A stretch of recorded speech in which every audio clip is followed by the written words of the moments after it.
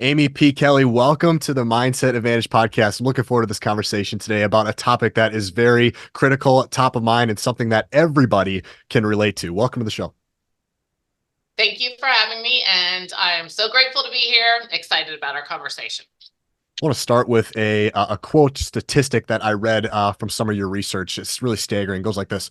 According to a study done by a workplace resource company, 70% of employees are avoiding difficult conversations at work, and 53% of employees are handling toxic situations by ignoring them, which is resulting in declining employee engagement and organizational distrust. Talk to me a little bit about that statement, that statistic, because it is quite staggering. 70% are avoiding difficult conversations. Yes, people are running from the things that they're uncomfortable with. And while we can empathize with that, all of us, because I'm certain that all the listeners in whatever field they're in, we've all experienced that, not wanting to deal with something or wanting it to just go away on its own or someone else to deal with it. And when that happens, we miss out. And your podcast is called The Mindset Advantage. And it really is about how do we look at those situations to see the gold, the opportunity? And what I mean by that is this book that we're talking about today, Difficult Conversations Don't Have to Be Difficult, came about because John Gordon, who's my co-author, has been working with teams and organizations for the past 20 plus years. I've been in roles as vice president of human resources. I'm a mom of four, all athletes. I was an athlete in school. I understand team dynamics and coaching. And the point is, all those places have need to take advantage of opportunities to be the best.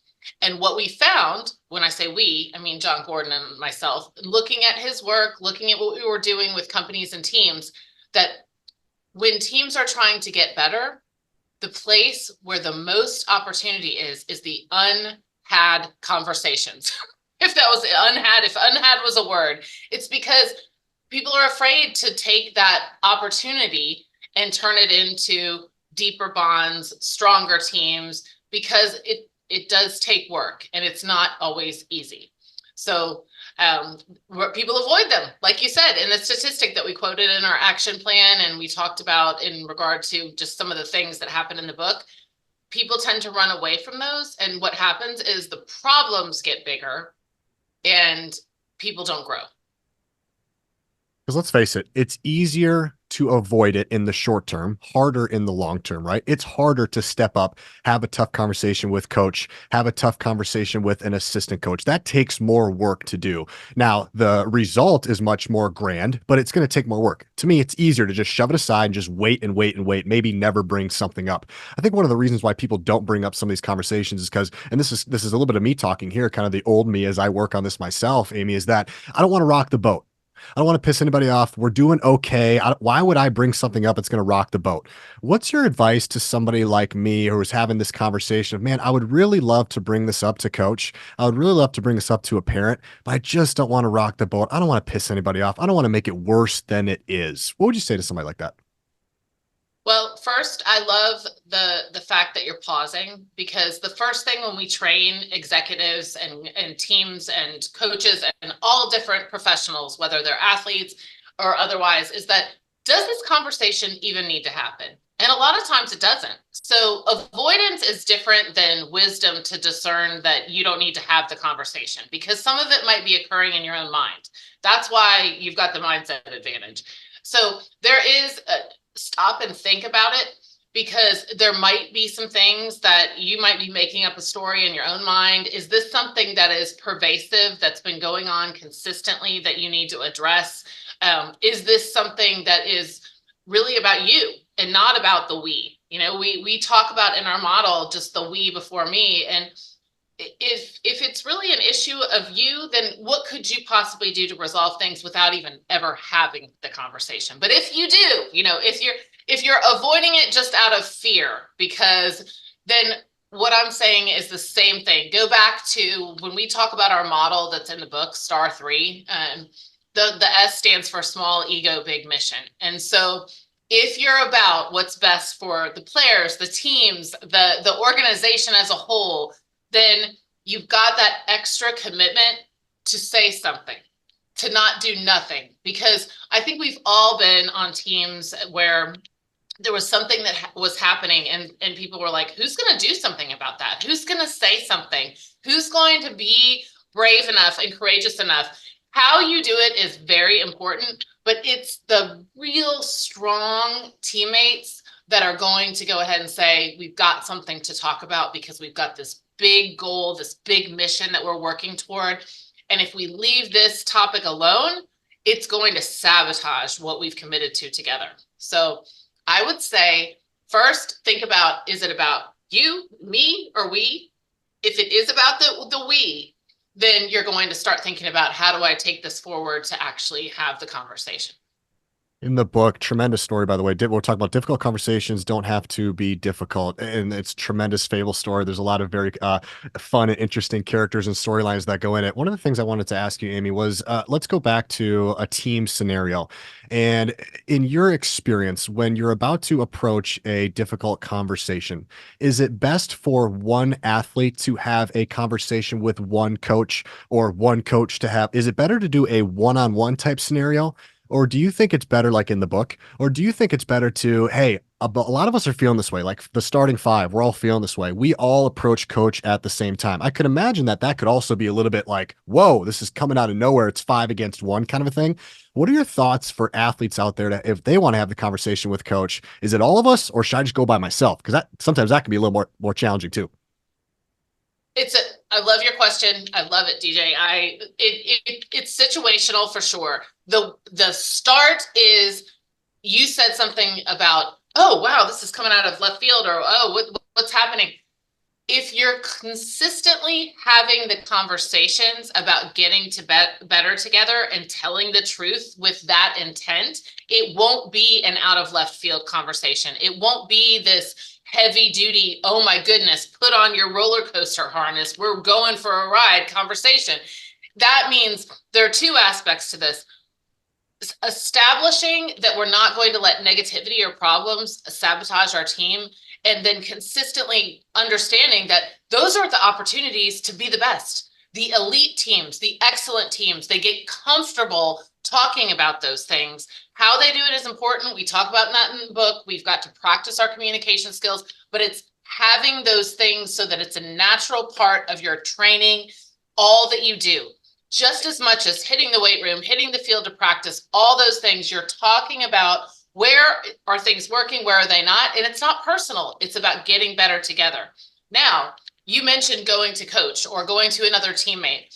If there's something that isn't working through that natural, first establish the team process where it's a natural piece to say, you know what, we need to talk about this because this isn't.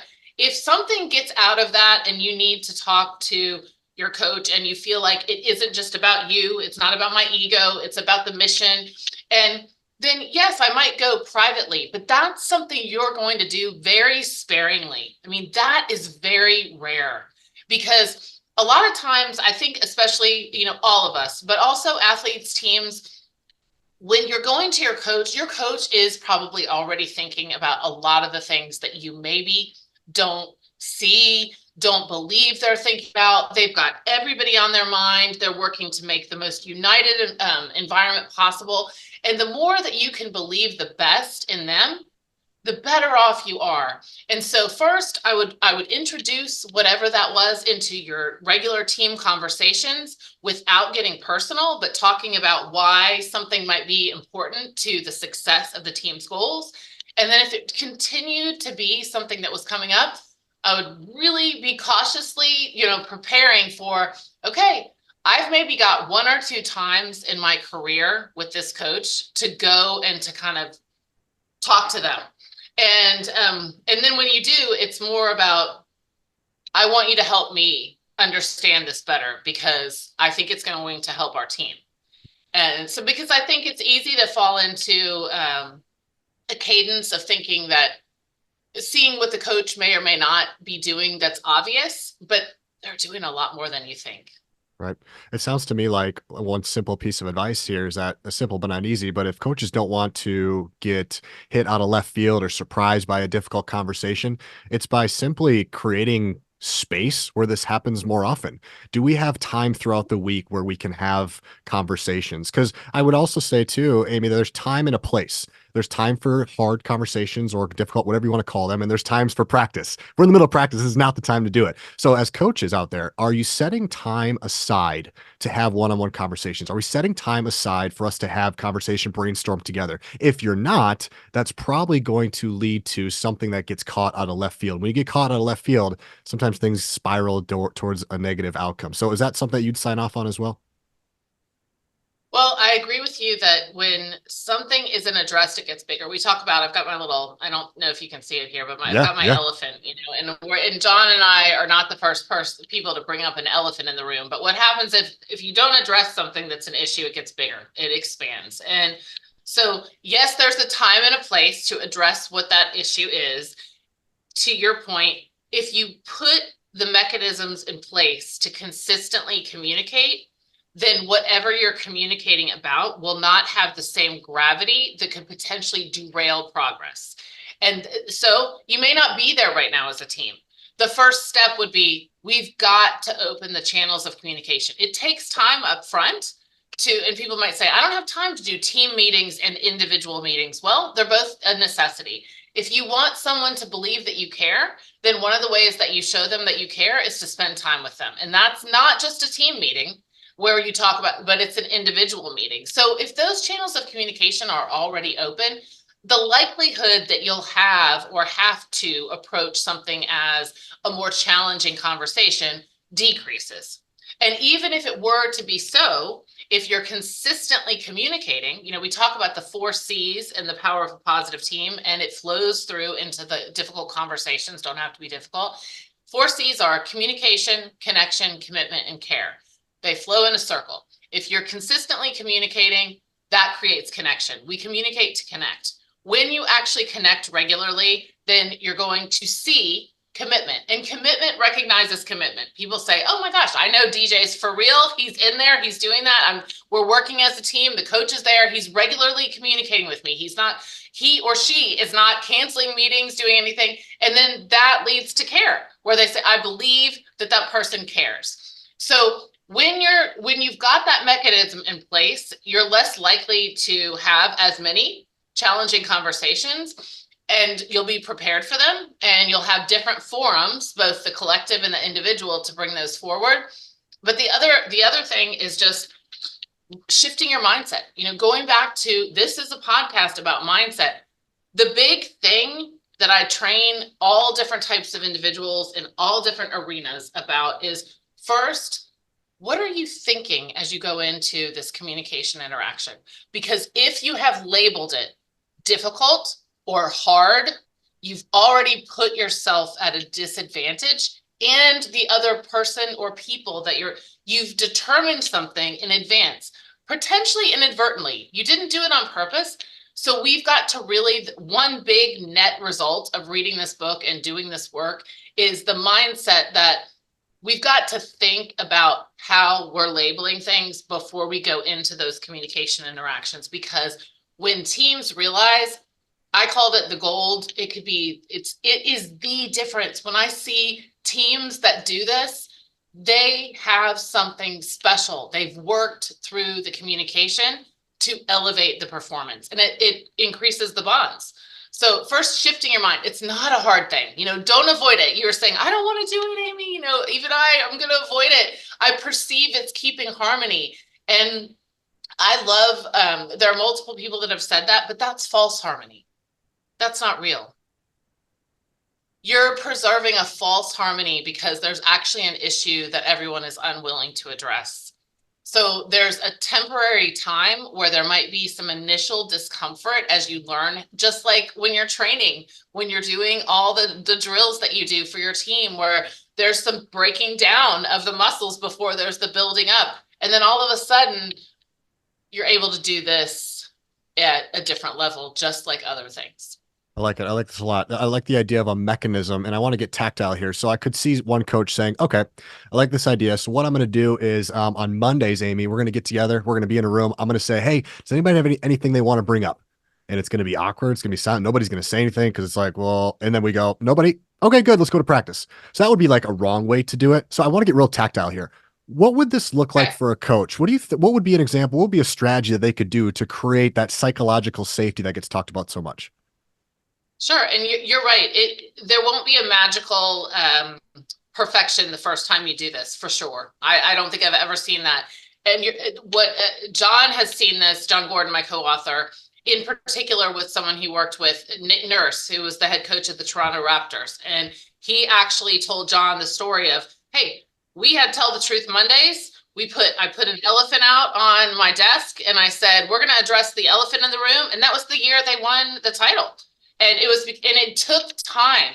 As with anything, people start to believe you're for real if you're consistent, right? So you put that elephant out there, maybe and again, we use that particular symbol. I just got back from a team event where a CEO had bought a 6 foot tall elephant and put it in the room with its arms crossed. And we were just working to get more comfortable having those conversations. So tactically, you can create a symbol. You can create a time frame and say, this is Tell the Truth Mondays. And I think that's a great idea.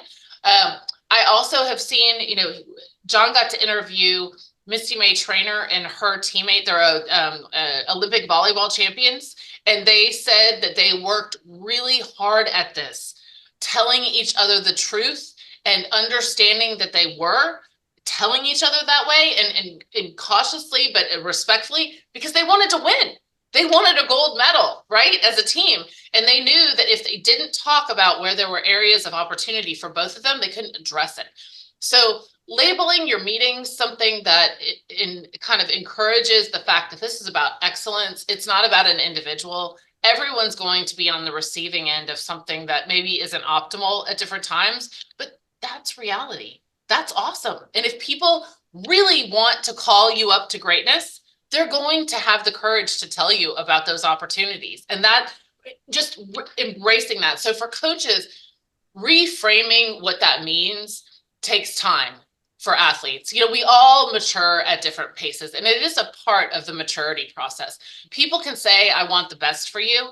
And you're hoping that they do, of course. And you believe it when it's consistently demonstrated. So you create the environment where the receptivity to providing, feedback is going to be received in a loving way and in an excellence way. And then when it starts to happen, we're going to have to calibrate the words that we use, the tone that we use, and coaches can help the athletes do that with each other, and just remind each other, everyone won't be perfect at this right out of the gate. You won't. You might have a day where out of the best of intention, you give someone, hey, you should have done this. We could have done that. It would have been this way and it would have been so much better. And it doesn't hit the way you intended because you're learning too, So everyone talking about it in advance and saying, we have decided we are not going to let this huge opportunity pass us by. We're going to have this forum, the Tell the Truth Mondays, or this, bring the elephant out and tell someone what's going on. But we're going to work through it. We're all going to be better because of it. And it's going to help us achieve our goal this year of whatever championship we want to win. Yeah, in my book, I say that the best athletes and coaches in the world, in my opinion, they take the feedback without the pushback. They take the feedback without the pushback. And I think we're speaking a similar language here in a sense that the reason I'm giving you this feedback is because what you talk about, small ego, big mission. It's because I'm trying to push this team to another level. I think what can happen in difficult conversations or hard conversations, whatever you want to call them, sometimes they can feel like you're calling somebody out. I'm coming at you as a person or a teammate. I'm coming at you as your character, whatever. And so we talk about also in the book about instead of call each other out, call each other up. And what does that look like and the difference between that? Awesome. So talk to me a little bit about how can we have, I'm just going to use the word difficult conversations because it's in the title here. How do we have difficult conversations without making it seem like I'm pointing the finger at you or coming at you, but rather I'm trying to raise us up together? Tactfully, what does that look like? What are your thoughts on that? Sure. Well, first, I'm a big believer in models because models have been created so that people have a path to follow. And so the STAR3 model is not the only one. It is the one that's in the book. And I think being a student of the game is excellent. So find many models, and here's one that can help you. And we ask individuals and teams to talk about their intention to have this type of environment. First, you have to start to create it through your words and what you think and believe. And then the STAR3 model goes through a process to prepare for a healthy environment to have these conversations. And it does start with us of small ego, big mission, reminding ourselves of what we're doing together and not getting caught in the trap of focusing on ourselves. And that can happen to anyone. This isn't about you, really. It's really not. And we got to remind ourselves of that as we mature as athletes and as coaches and as parents that interact with coaches. And then T is about telling the truth. And the interesting thing here, DJ, is just that in all the workshops, all the keynotes, all the coaching of all types that I've done, we talk about what do team members want from their team and their leaders. And in the top 5 things to build trust and have is always telling me the truth. They say, I want someone who's going to tell me the truth. Well, how often do we not do it? Because we're scared and so it's ironic that we want the truth, but yet we also, so it takes practice to get better at that, because I choose to believe, and I do see that people have good intentions, but they'll say, I don't know if I'm the one to deal with that, or I shouldn't say that. Well, if you create the environment that we're going to tell the truth because it's out of the spirit of that excellence and truly wanting the best, it's going to help us. So it's establishing a framework that you're going to use to take this concept forward, just like you would if you had a drill to accomplish an outcome in a game. You had a play that you were preparing. You were writing things down to say, this is where you're going to be. This is where you're going to be. It's the same thing. And you bring out your STAR3 model, you talk about it and say, okay, small ego, big mission. Do we have anything that's getting in the way of our mission right now? Are we telling each other the truth? The A stands for assume positive intent. And that is a key factor in teams and with parents and coaches and other coaches. No matter what evidence you have to the potential contrary, we have got to assume positive intent when we're working with people on teams. We've got to, because people know when you don't believe in them. They know, they can tell. I don't know. I would love to have some physicist kind of tell me what the formulas of energy equal to say, but if you don't believe in me, I know it. And I don't believe in you. I've lost faith in you or don't believe in you. So we have to assume the best and kind of keep that as a key ingredient of having these and approaching these. And then the 3 R's, we have an exponent 3 in this model because there are 3 R's. And the first one is about rules of engagement. Even with the commonalities from one soccer team to a baseball team, to a basketball team, to a softball team, to a corporation, to a school, there are some things that are fundamentals.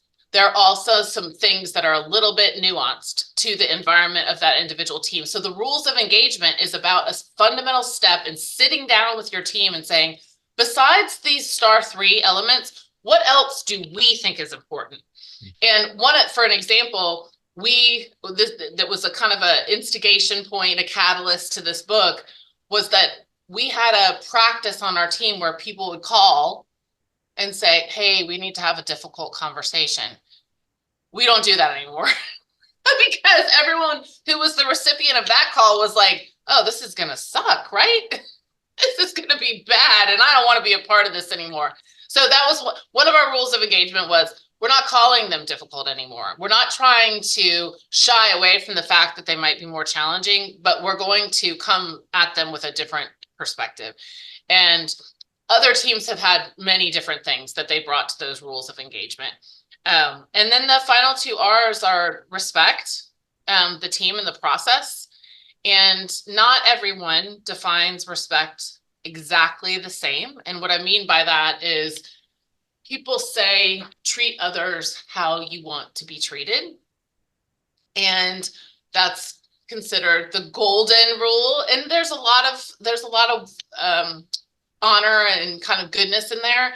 And then you're really seeking with this respect to go to kind of the platinum level of this rule, where you treat others the way they want to be treated, which takes a little bit of listening and decoding, because you can't say exactly how I want to be treated yet. We haven't communicated a ton, or vice versa, but it's about being committed to figuring that out as best you can. And then the final R, just before we keep going, is remember that relationships matter the most. It truly is about the relationship first. If you honor the relationship, the coach player, the player to player, the coach to parent, those relationships are the sinew in everything that keeps it together. And when you're thinking about, I need to honor and protect this relationship, that's a very different conversation than trying to prove you're right, or trying to put someone in their place, or trying to teach someone a lesson, and a lot of times between coaches and players, parents and you can, because it's something you're passionate about, it matters to you, people start wanting to win. And we do want to win the game and the competition. We don't have to win the conversation. Oh man, that's a good last sentence. We don't have to win the conversation. So let's recap here. So the S is small ego, big mission. T, truth, tell the truth and love to get better. A, assume positive intent. Don't take it personally, no personal attacks.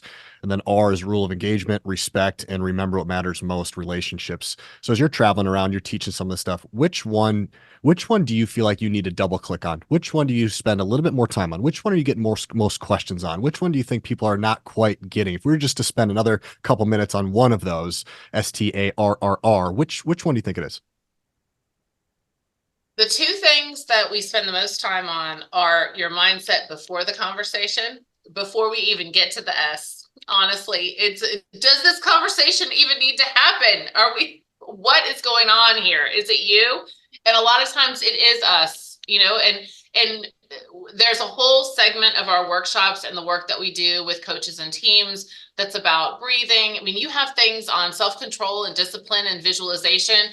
How do you manage the beautiful zone of your mindset so that you're not entering into unnecessary or unfruitful conversations while you're still establishing that forum? If you have that forum, that Tell the Truth Mondays, that zone where you're bringing out your elephant. But so number one, it's the double clicking on our own mind. And does this need to happen? So the second one is really the S, the beginning of the process. Is it small ego, big mission or not? Is it about we, or is it about me? And sometimes things that are about you, it's not to say that the individual is unimportant. That is not the message. The message is that, again, we have got to elevate beyond being self-focused to being team-focused, whether we're a coach, whether we're a player, whether we're a parent. And, I can tell you as a parent, I've used this STAR model. My sons have said for sure, don't you ever talk to my coach about anything. And I'm like, I get it. And I won't. I know better than that. But before I've even spoken with another parent or anyone, I'm thinking, you know what? I don't think anything that I'm thinking right now is very productive. And I know that sounds so almost pedestrian, very rudimentary, but those skills, understanding how to know whether even to enter into external communication, will serve athletes and coaches and communities in all aspects of life. So really, we do spend a lot of time double clicking on box breathing, on breathing techniques, visualization, managing your mindset with resiliency practices, gratitude. Because if you're in command of your mindset practices, you are going to be much more ready to enter into the necessary conversations and be a quality partner in winning together, not winning individually and as a team. So just think about if more people, really thought this much or internalized this model about the way they interacted on a team. You can elevate the way the team is improving and the way the team is advancing toward their objectives on their championships. So those two things, just the beginning, just before you even get into the nuts and bolts. Yeah, I love it. My favorite word is curiosity, Amy, and that's why I wrote about it in the book. I believe it's the true first step in creating an elevated mindset. And what I often say on this podcast and in my life is don't get furious, get curious. And in my experience, I found that asking questions and then asking more questions and then asking more questions not only drives empathy, but can also really simmer down what could be a hot conversation. So I think a lot about this idea of a question to statement ratio. So when conversing with somebody, not only in difficult conversations, but conversations in general, oftentimes we find ourselves jumping to advice, jumping to statements that can really be like incorrect and oftentimes rushed. And in result, our question to statement ratio, it gets off. So what are your thoughts on Mhm. asking questions during a difficult conversation? Some of my go-tos are, can you clarify this? Hey, is this true? Hey, this is what I saw. Can you help clarify this? I think personally, and I'm biased, but I think questions can really help what we call difficult or what I like to call important conversations. Where do you see questions in your framework? So, fantastic. I think there should be a superhero with that should be Captain Interrogative. You know, the king of the questions, right? Or the queen of the questions. And it would be interesting because I've looked this up too about ideal ratios of questions to statements. And, you know, there's so much context to what there isn't anything that I can find that's definitive. What I tend to look at is through another a mental coach that I work with who has told me about, look, you've got to say 5 positive things and 1 opportunity to improve before we have this. So I've kind of looked at this is just my own rule of thumb. It's 5 questions to every one declarative statement. Now, it is rare that that actually is achievable, but when you set that intention, you're following more of that curiosity, courageousness that you're tuning into. And you're right. We're not called to tell everyone how everything is. We need to be called to understand. And those questions are powerful questions are the basis of all different types of coaching, whether it's sports coaching, executive coaching, life coaching. One of the fundamentals of that, and I'm just saying all of us could benefit from going down to that ratio that you get taught early in elementary school. You have 2 ears and 1 mouth. So listen in questions, give you an opportunity to listen. Is there Talking a does not. So yeah, go ahead. you're completely right. I think we should create a superhero for all the teams in the world, Captain Interrogative or in his sidekicks or her sidekicks. But that that is a big switch that coaches and teammates can make. Just don't tell people how it is. Ask them, how is it going? Right. And I think that's the common mistake, Amy. We see all the time. You sit down, you're ready for this difficult, important conversation. Maybe you're a little hot under the collar, which is probably another piece of advice, like wait till tempers have really calmed down, give it 24 hours, etc. But the first thing we want to do is you did this. You made me feel this way. You were this. You were late. And we're pointing that finger. And every time we point that finger, 3 are pointing back at us, of course. But instead, maybe as you prep yourself for this conversation, I know that's another piece of this too, is prepping yourself, whether it's visualization or having a conversation with somebody else, prepping yourself. Do you have the right intention? Part of that is what are maybe 3 to 5 questions I can ask first? Because sometimes I think what can happen here, it's so simple, but sometimes we forget this stuff, Amy, is we ask 3 or 4 questions and they go, and you go, oh, okay. Well, I didn't know that that's what you were thinking. Okay, coach. I didn't know that's what. Oh, okay. And it's like, we didn't even need to have this. We didn't even need to go on for another hour here because all my questions have been answered. You don't even need to know how I felt about it. Now I see what you see. So I think sometimes that can really just eliminate an hour conversation into 5 minutes. Yes, you're talking about a combination of the self-awareness and the maturation process of individuals and leaders and teammates. And you're right. That's why when you said where would you double click? It's what happens beforehand. We're human beings are meaning making individuals, and I'm certain you know this. We make meaning out of what we have, our backgrounds, our experiences, the facts that we think we perceive, and then we've concocted, and I'll just use that, concocted or created a story. So coming in with questions puts you in a completely different posture, and it helps to put you in that posture of the we and versus the me. And that even noticing those kind of pronouns, I mean, this is a different conversation when I'm saying, hey, truly, authentically, we are experiencing this. And what do you think about that? And that's different than I want this, I need that. Just like you said, all these declarative sentences, somehow preparing to have a couple questions to see is what I am perceiving actually reality or not. And like you said, I don't have an actual number because I'm always looking at these things like, is there new research? I don't know how much of a percentage of the time we show up with the wrong facts, right? Or the wrong perception of a situation. I just know that experientially, it's high. I've seen it in all different environments. And recently I saw it with a team meeting with parents and coaches and athletes. And it was a pretty big shenanigan that was going down. And everyone had built up why this was going on, and it was completely wrong.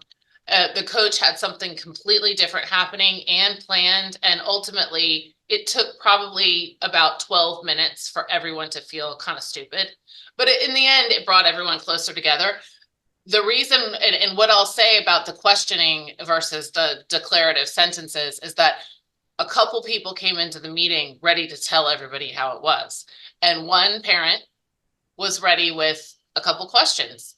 And that person, luckily was close to follow the first couple declaratives and asked. And within moments, we all realized we didn't even have the right perception.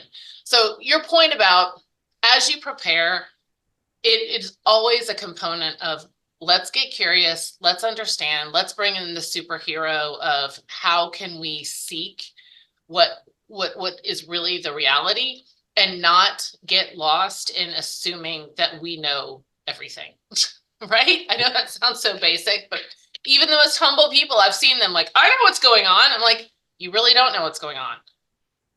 We've got to kind of try to understand better what's really happening.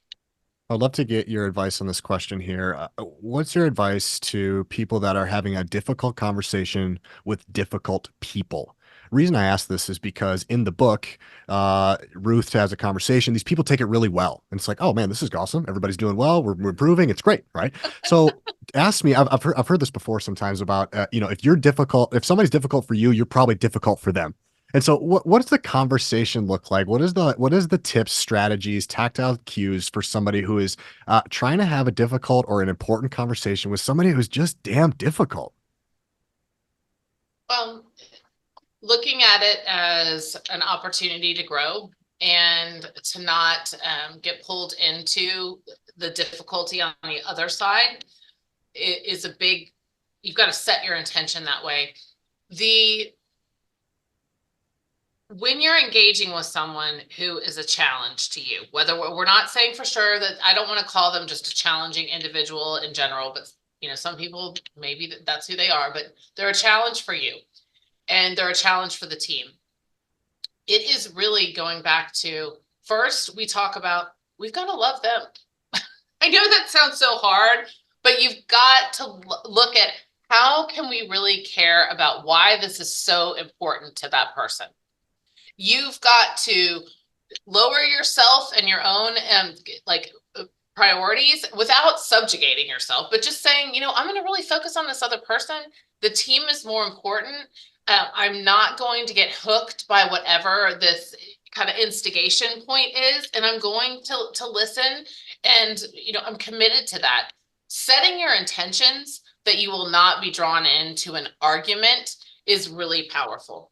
And just setting those intentions. When I assess talent for companies, I know we're talking about sports teams and coaches, but also looking at people for leadership opportunities. One of the things I'm always looking at is, do they know how to diminish the tension or do they ratchet up the tension? Interesting. And that's another thing about coming to conversations. How do you go into it with someone who might not be at the same place of maturity or might be really, for some reason, passionate or overly emotional about something, and just say, my intention is to be peaceful in this and to help that person.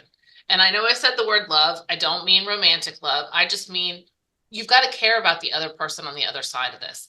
They'll know if you don't. And you just looking at if you're on a team together, whatever your roles are, every person is important. We all play a role. No one creates success alone. So what is going on with this other person? And it's your job to investigate and help to figure that out and to stay calm and look at that as a personal challenge, because that's part of growing your own maturity, strength, fortitude, and excellence. People who get into heated debates all the time and lose themselves in those debates while accomplishing nothing, they tend to not be considered as someone that you would want to go to for a trusted resource over time.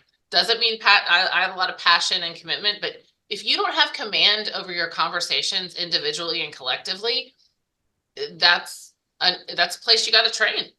You have to train. So if you're going into a conversation with someone that challenges you, what is it that you want to have as your brand when it comes to interaction with teammates? Set your intentions that you will stay calm and be at peace, and that you will find out more about that person, and that you will be able to help and to serve, and that it's not about you and what you want. And those outcomes will completely transform. Is there a time or a moment? Again, these are situational questions here, but these are ones I'm getting from coaches. Are there times in difficult or important conversations when perhaps we need to walk away?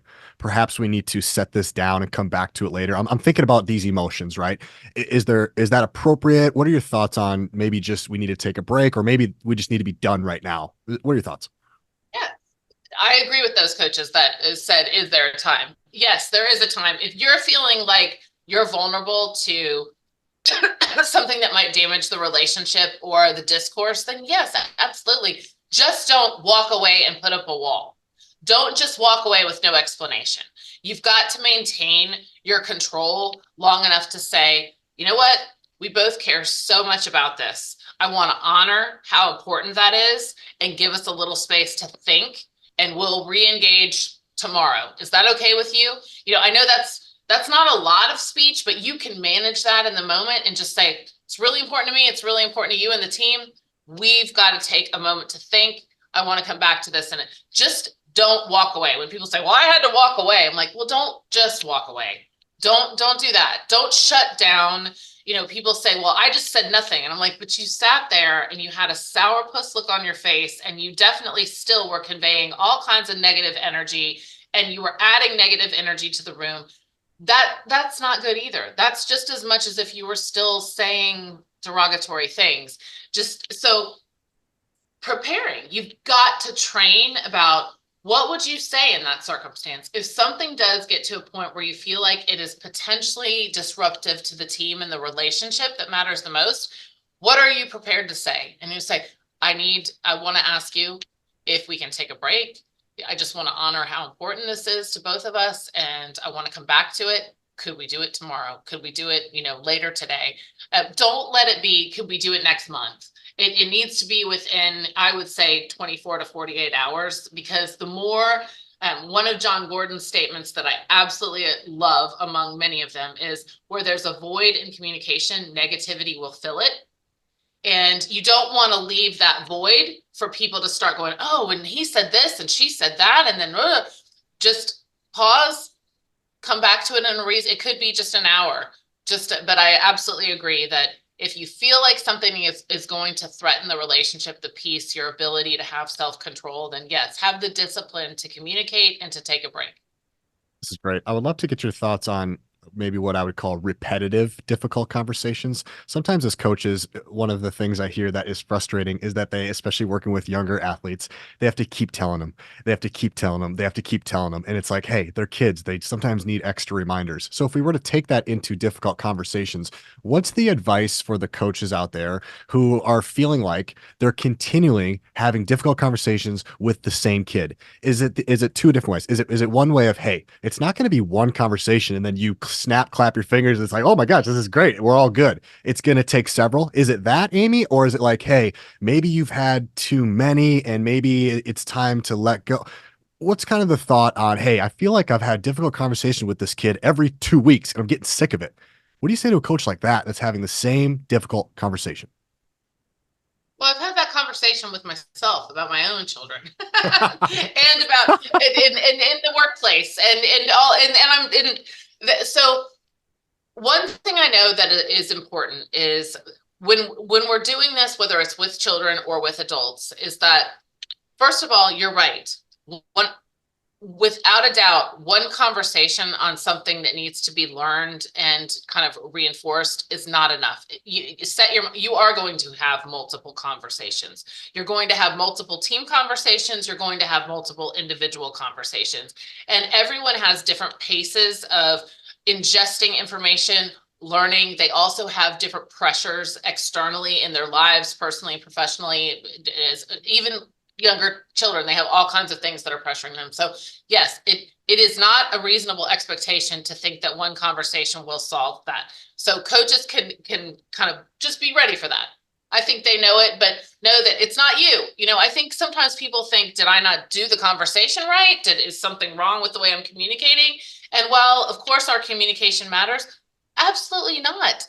They need to hear things repeated and repeated kindly in order to take the time. And that's why, in the book, we talk about the T4 action plan and just transformation.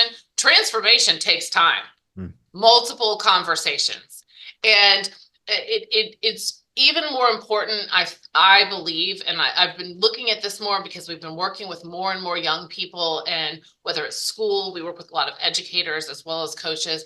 And right now, I believed my teachers when I was in school. I mean, I don't know. And I know I don't want to use myself as the only example but there's just a different kind of questioning of authority, I think, with young people right now. And so they need to see that you're for real. And there's a little bit of that trust building that's going on that's why you have to have multiple conversations too. Mm. And so to your point where nothing's changing, you're having the conversations and nothing is changing. Well, I know it goes back to what we were just talking about, asking a question. We have had this conversation a few times, and and hopefully the relationship is there. So we're working to change something. We want it to be better. What would help you? And a lot of times I know it's not realistic that a young person is going to go, well, I was thinking we could do the ABC approach. No, they're not going to give you some, but they might have, if you pause, like we were, and listen and just wait. What I've found with those situations is that something comes out Mm-hmm. because you've been doing the work up to that point. You've had, maybe it's 3, maybe it's 4 conversations, things haven't changed, but you're willing to ask, what else do you think we could do? And just don't say anything and see what they say. It's very and this is even more true. It works with adults, but also I think it's even more beautiful with young people because for some reason it just opens up and they're like, well, and they start to tell you something that you had no idea what was really happening and impacting their ability to, do the thing that you were talking about. So first, it's the things we were talking about, just establishing the right environment, um, being committed to it is going to be more than one conversation. And if you are not seeing the results, go back to asking a question and waiting and listening. Awesome. Great advice. I have 2 more questions here before I let you go. Another one is from a coach directly. And I know that this is a very specific example. However, it's one that I've seen multiple times. So the question that they wanted me to ask you was, what's the advice to the coaches out there who have to have these difficult conversations with parents who have an extreme bias? Example, I'm very biased towards my kid because my kid's the best. I raised him. He's mine. I'm very biased. So the coaches are having their difficult conversations come from having him with the parents because the parents hold this strong bias, and it's really hard to converse with somebody that's not willing to bend or listen, or we call them difficult. I know it's a very specific example, but what are your thoughts on having a difficult conversation with somebody who holds a strong bias? It's always funny to me that, and I'll that parents actually have the cojones to go to the coach and say, like, my child, rah! But I get it because I love my children too. And my husband has coached my children. One of the things, I'm going to answer your question, I just want to share some of this context, is that when we got married, we've been married 25 years next year, and we have 4 amazing children. And one of the things that my husband wanted to do was he said, I want to coach all of our children that we have every season for Wow, as cool. long as I'm able to be the coach. Very And cool. he did with all 4 of our children. And so he actually had someone's grandma one time approach him and tell him, like, why did you do that? He said, I cannot believe that this grandmother just tried to read me the riot act on this thing. And, we've also admittedly had conversations in the car, like, well, I don't know why coach so and so with, all the years, all the sports, all the things. First of all, the parents that actually get to the point where they're talking to the coach, they've crossed some sort of like line, because the parents, I believe, we don't need to be telling the coach how to do their job. The coaches are a lot of times volunteering, many times they're paid, but they've been qualified. They've got to think about everyone. And so dealing with the parent from the coach's perspective, I think we need to listen to them. We need to do our best to honor the fact that obviously they're passionate. They love their child. And to be able to say, be very intentional with the language. Some people will pick up on it. Some people won't. They don't hear you. But just say, I take everyone into consideration. As amazing as your so-and-so is, and you're right, they're whatever those things are, the truth. And I am looking at the full picture for everyone to do the best that they can. And I'm always taking that into consideration. While I appreciate your input, you will never make every parent happy. I don't mean to sound negative, but I have seen some of those interactions, both positive and negative, at all different levels. And it's important to just show them and demonstrate the ability to hear different perspectives while focusing on the group. This is about the team. This is about, everyone. It will never be about any one player. And I'm always thinking about all the players. And just reinforcing that, having certain things that you say and saying the same thing to your players, because then the message is clear. It is the small ego, big mission. And some people will internalize that. Some people may not. However, over time, it does take root. Investing in that root, people will see, and you'll find as a coach that you get support from other parents who will say, hey, so-and-so, you know what? Why don't you leave Coach S alone, or Coach K or Coach L? Not in a bad way, but just Brandon or, Chris or Susie is awesome. And we're trying to win this thing together.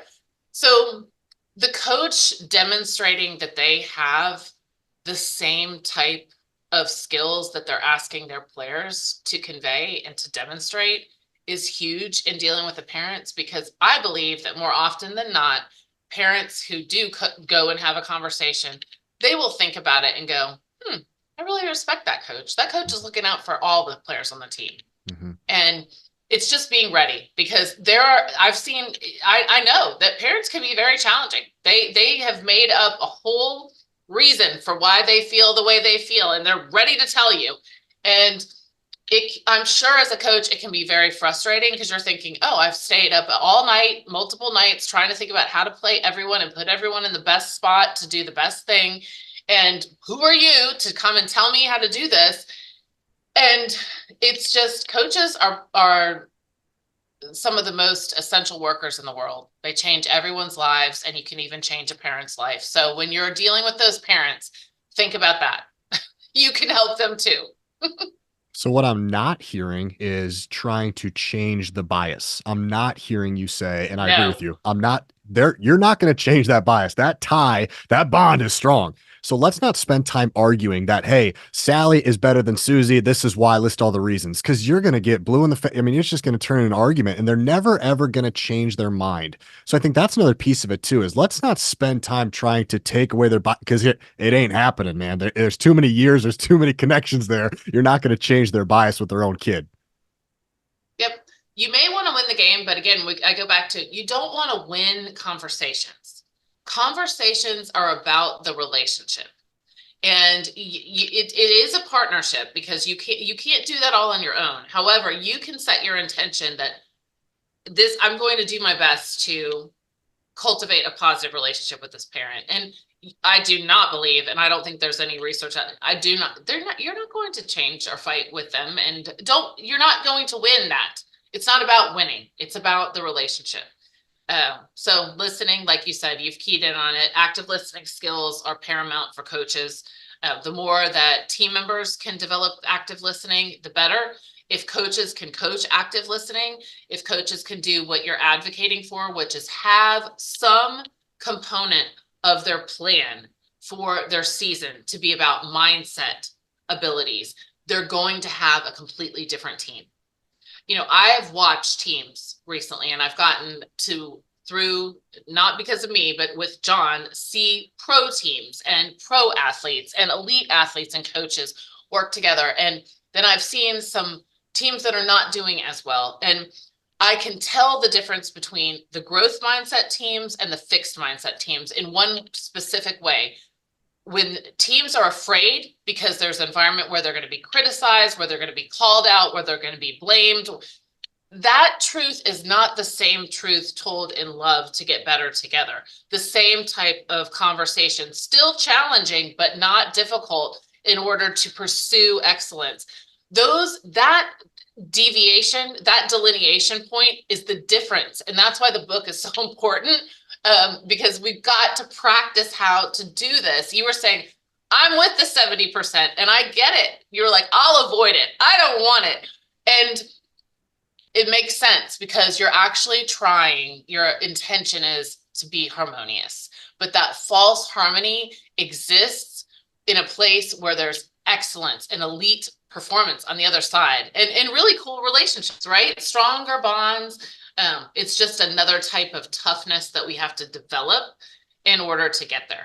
Yeah, I loved that phrase, false harmony. That really hit a key for me. I like that. I like to close down my podcast, Amy, with some calls to action. I've given you a lot of questions that are very specific, and thank you for rolling with that. I know sometimes it's not a one size fits all, or you need to really know more information here. But as we close down, another question from a coach that I would love to get just some tactile words for is, what is your recommendation? What's your advice for how to start a difficult conversation? So maybe like a sentence that you like to kick things off.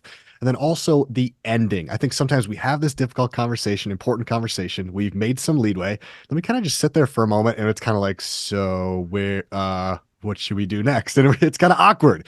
So what's your favorite, like, if we were just to say, I know there's not one answer, but what's a good opener? What's a good closer when it comes to important or difficult conversations? Do you have some go-tos? Yes.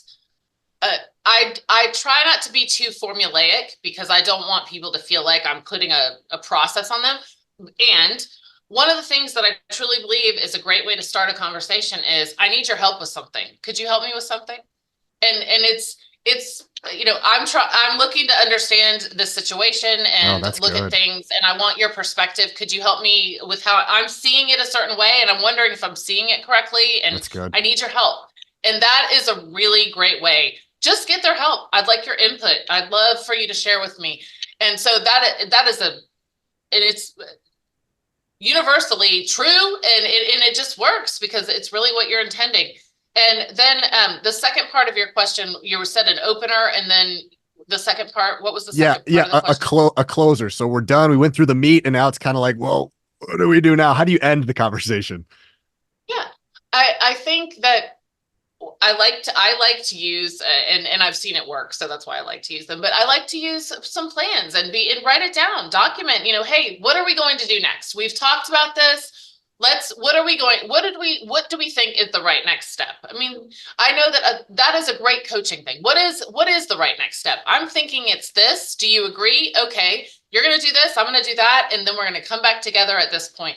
Make sure that there's some clarity. Don't leave it ambiguous, because then you're going to 2 weeks, you're going to wonder, why didn't they do what I thought they were going to do? Nobody made it clear. Just say, we've had a great, discussion. And now, so what are we going to do next? I'm thinking maybe this. What do you think? And then, and don't be afraid to write it on a piece of paper. I'll say to people, I'm not trying to make this too formal. I just want to make sure that we're going to succeed. Because a lot of times I'll think something and walk away, and they are not thinking the same thing. And that can happen in group discussions too. So just making that normal, like after we're done talking about something, what is it that we determined is the next step? And then who's doing what? And when are we going to talk about it again?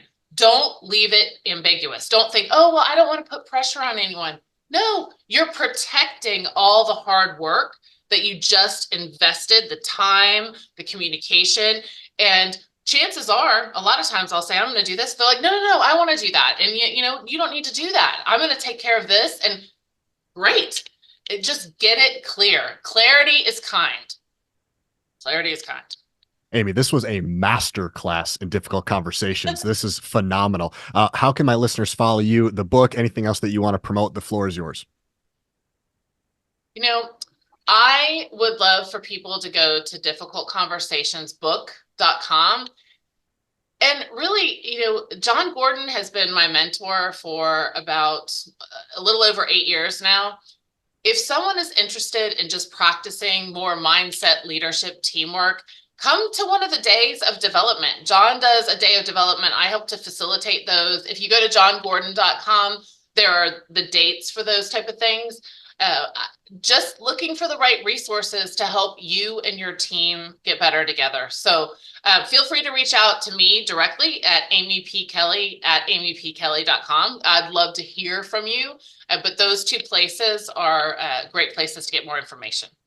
Amy, thanks for your time and thanks for your wisdom. Thank you. It was my pleasure. I enjoyed it, and I hope that it was enjoyable and fruitful for you too.